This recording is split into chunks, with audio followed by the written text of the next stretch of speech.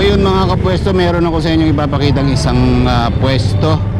Yan, dito yan sa may barangay Timbao, sa may Southville. So ito yung pinakang main road niya. And ito po ay nahati sa dalawang partition, Phase 1 and Phase 2. Bali yung pinakang kanto po nito is eskwelahan. Yan, ito yung pinakang kanto, eskwelahan. And yung pwesto po is nasa Phase 1. Bali yung pwesto nga pala almost nasa boundary din ng school, basketball court and daycare. So again, ito po yung eskwelahan. And ito po ay row housing, pabahay ito ng gobyerno eh. So again, ito yung eskwelahan.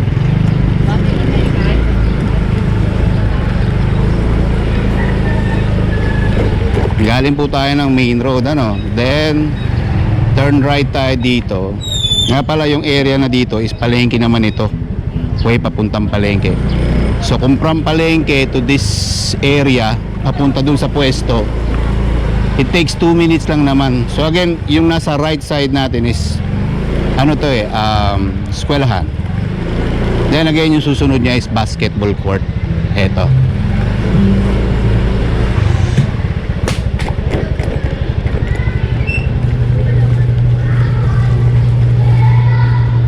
Yan, so eto naman yung pinakang basketball court.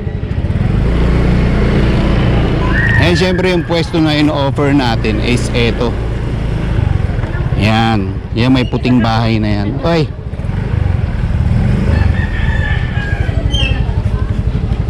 Okay.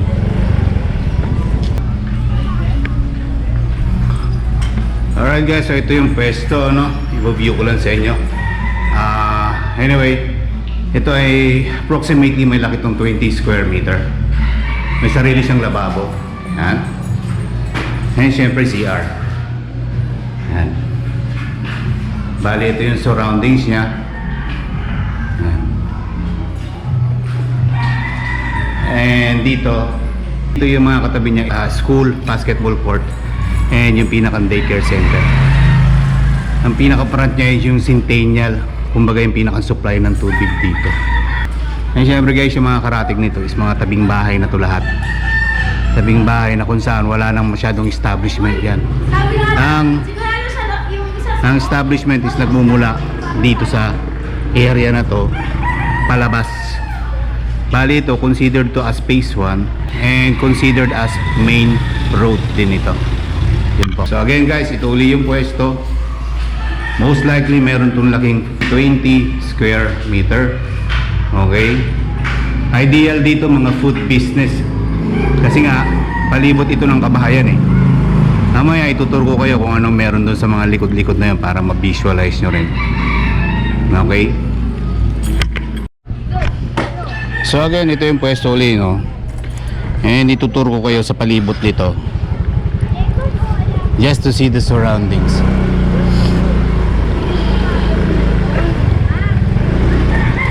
Again, kung didiretsuin mo to, isang puro kabahayan ang meron dito sa paligid nito. Kasi ganito yan eh.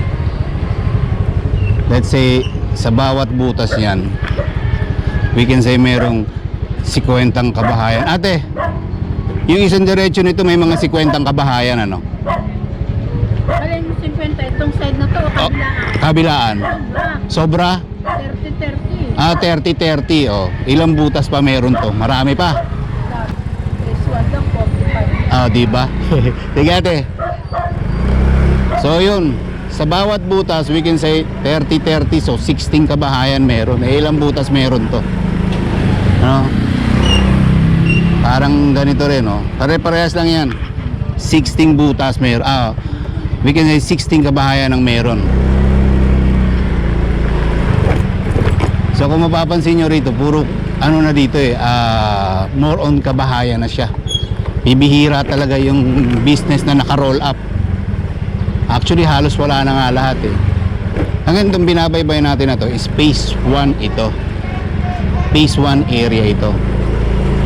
So malawak pa ito, malawak. So isipin mo, ito yung pinakang main road niya. Shortcutin ko na lang kasi hanggang doon pa yan kakanan, kakaliwa pa marami pang butas yan. So isipin mo na lang kung ito yung main road na tuwing hapon naglalabasan yung tao dito para bumili ng kanilang pangangailangan, especially sa may palengke. And lahat ng yan dito ang pinaka main nilang daanan. So kung isa kang business establishment dito, let's say bigasan or any food business, makaka-catch up mo.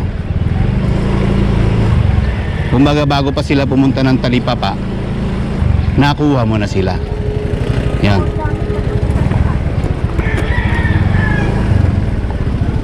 So akin guys, ito yung establishment. Yan. Dalawang establishment ang bakante natin dyan. Babakante by end of this month. Itong isa naman.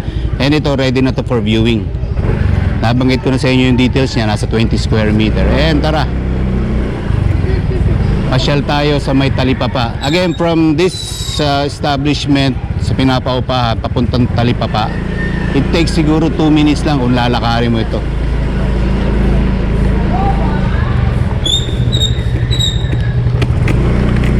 And dadaan tayo sa may Talipapa para ma-view nyo rin.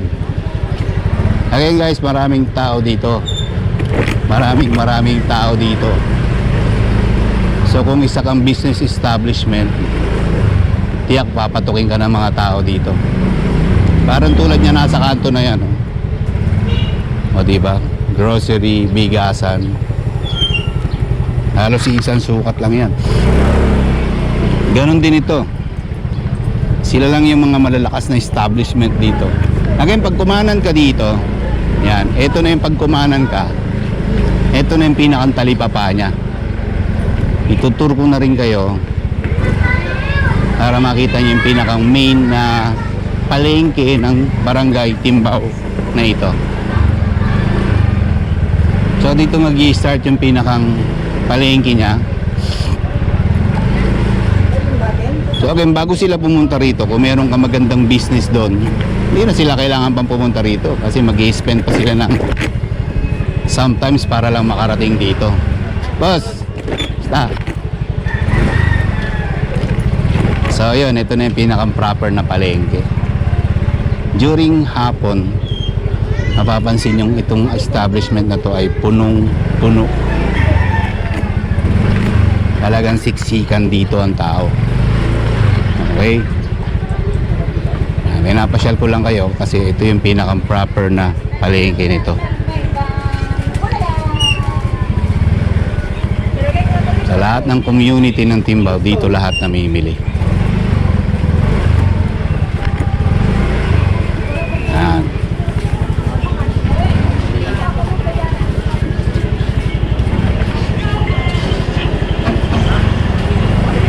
Dapat yung utang hindi sinito. So andito na lahat, karnihan, gulayan and other things na pwede mong mabili sa palengke.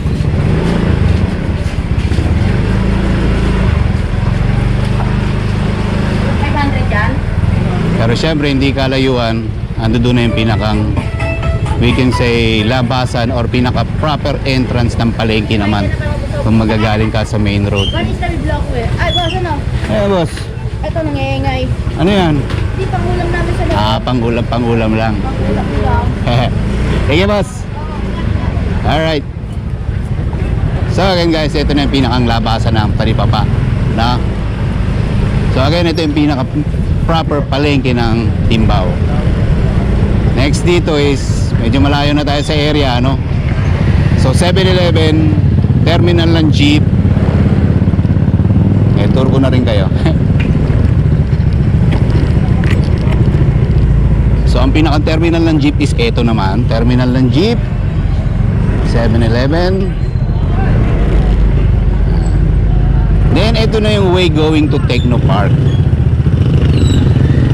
Yan. Ito si Techno Park. Ito si Way going to Techno Park. Ano ang connection nito sa paupahan natin? Ang connection nito is lahat ng halos karamihan nagtatrabaho sa Techno Park. Dito lahat dumadaan at karamihan doon lahat nangungupahan sa housing na yon. Sa malaking porsyento ng business is masasambot mo sila. Again, balik na tayo.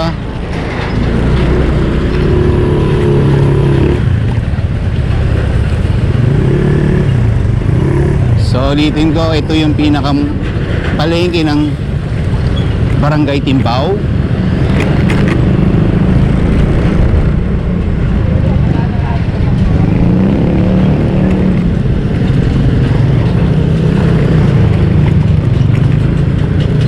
And ito naman yung pinakang proper entrance papuntang Barangay Timbao.